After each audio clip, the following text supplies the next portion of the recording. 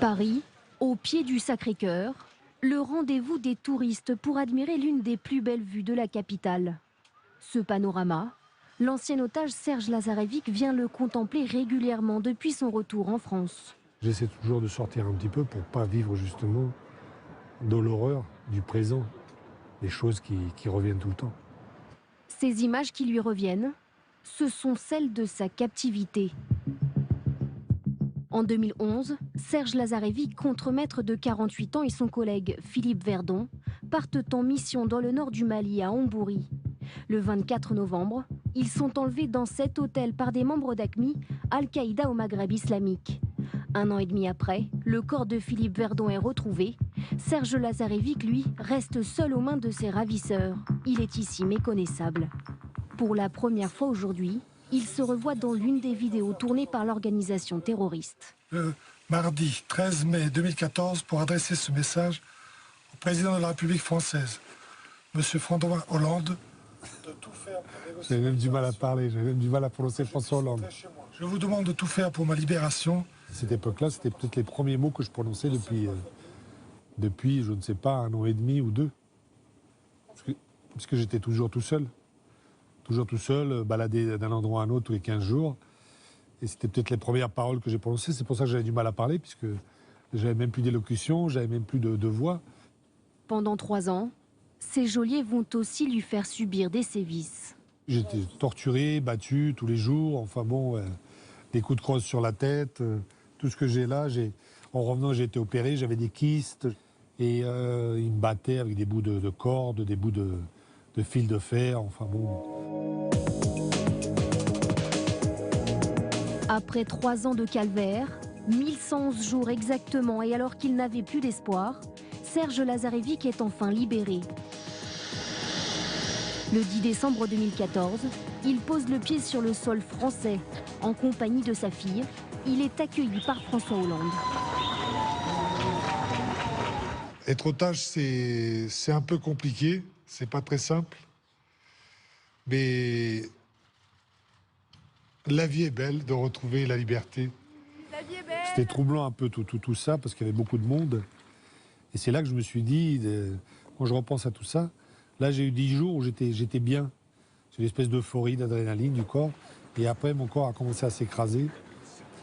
Après, je me suis retrouvé moi-même face à moi-même.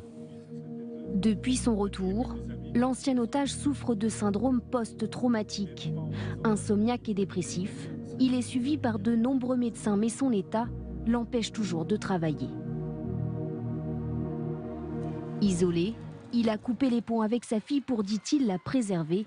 Et il vit désormais ici, en banlieue parisienne. On est dans la maison de ma mère. Je pensais qu'en arrivant que c'était provisoire. Mais le provisoire, ça fait 1 an que ça dure, depuis que je suis rentré. Il y a à peu près 8 mètres carrés.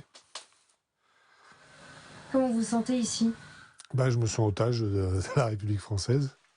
À l'étroit dans ce minuscule studio, l'homme de presque 2 mètres aimerait trouver un nouveau logement.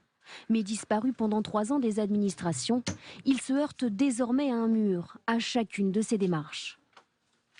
Pour l'emploi, c'est provisoire. J'ai pas de travail, j'ai pas de fiche de paie, j'ai pas de déclaration fiscale.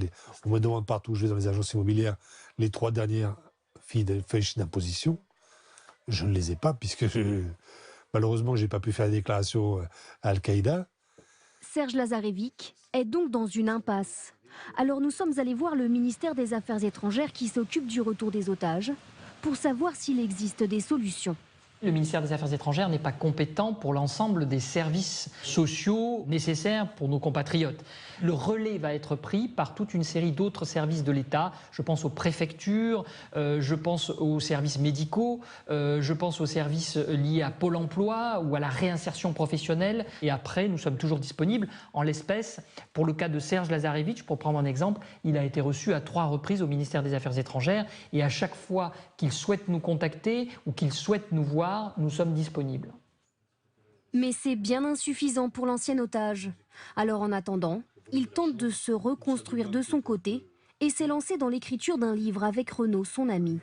Là, il sortait un matelas, le matelas que vous traînez depuis l'hôtel Doumbia, et il le pose au pied d'un arbre, et il vous y laisse le temps d'aller faire la prière, c'est ça? Plusieurs fois par semaine, et pendant quelques heures, il revient comme ici, sur chaque détail de sa captivité avec Philippe Verdon. Vous êtes tous les deux à l'arrière du même pick-up, il fait encore nuit. Ouais. Bah, Philippe, lui, je pense qu'il était un petit peu... Il était sonné encore? Un petit peu sonné, ouais. Même, Il était inconscient? inconscient, ouais. Des moments parfois difficiles à évoquer, mais un passage obligé pour l'ancien otage. C'est pas réellement une thérapie, si vous pensez à une thérapie. Non, j'ai envie d'écrire un livre pour exposer un peu les choses qui se sont passées, parce qu'il y a tellement de choses qui se sont racontées. Au risque d'ailleurs d'être maladroit, je me régale à écrire cette histoire. Et j'espère que ce manuscrit verra éclore un livre, et que ce livre peut-être sonnera un nouveau départ pour Serge. Je l'espère sincèrement. Un nouveau départ et de nouveaux combats. Serge Lazarevic souhaite notamment que les otages de retour en France obtiennent un statut à part entière.